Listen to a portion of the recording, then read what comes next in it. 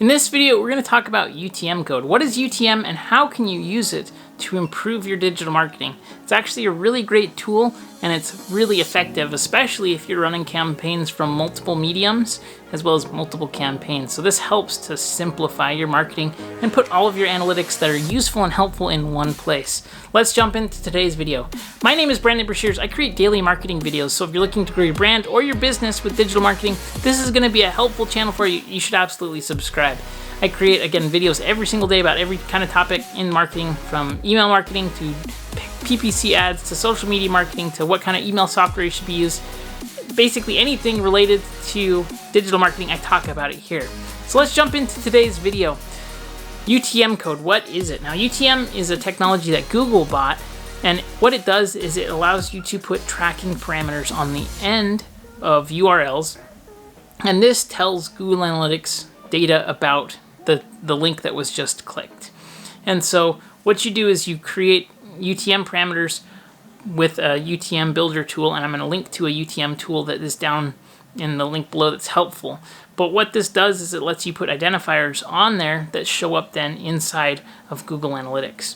And this is helpful because if you have, for example, multiple campaigns inside of Google AdWords, or if you have AdWords campaigns that are running traffic for specific keywords or different campaigns, things like that, you might not know where the sales are coming from. What is the best source for your brand or your business?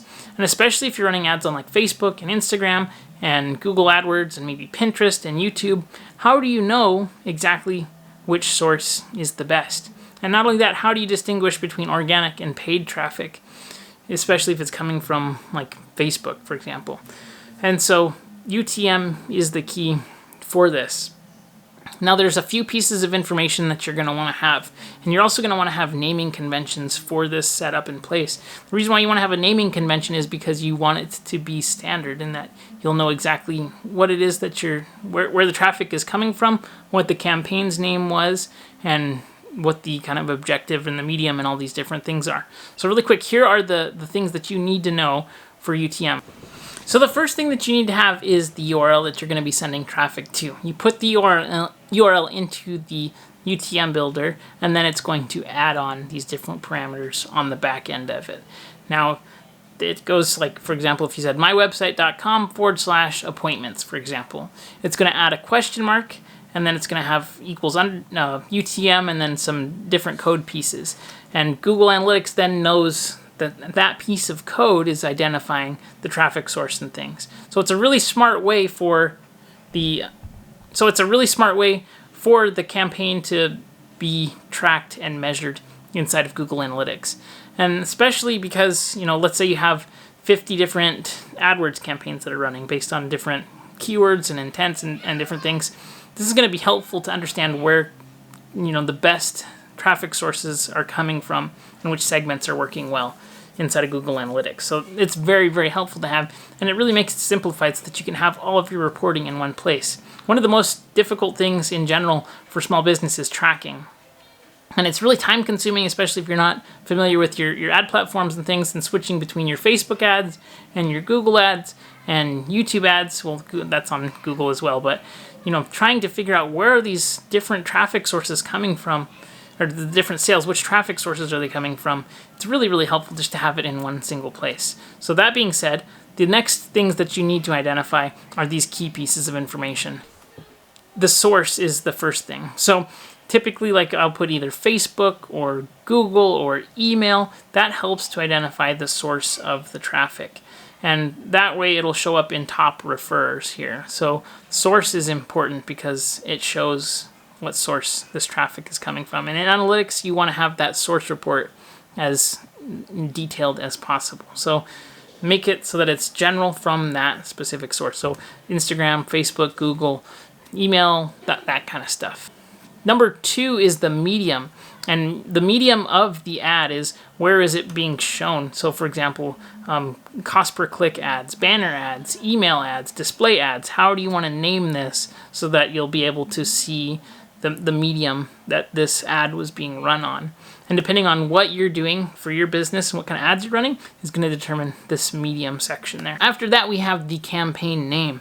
And I like to have a specific naming convention for a campaign so that it's clear what the traffic source is, what the objective is, what the audience that we're using is, and those kind of things.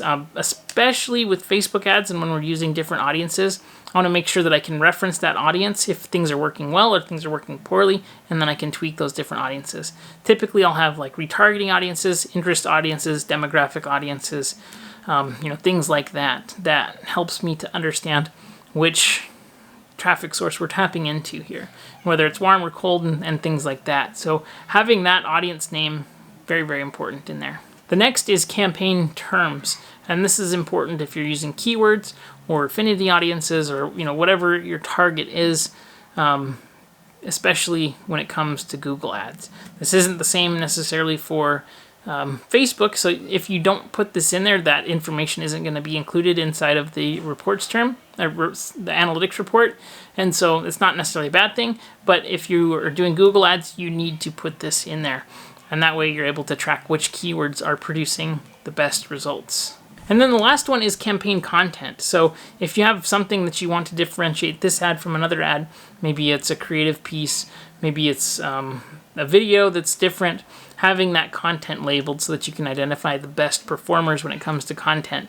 And you can use this too for posting organic stuff and having it inside of your Google Analytics. So if you're posting videos on your Facebook page or your Instagram page, or let's say you're doing stories with the swipe up, if you have a profile that has more than 10,000 followers, you're able to then measure and monitor which pieces of content are doing the best for you. So having just as much detail as possible that's going to be relevant to the campaign is going to help you to get so much more out of your marketing.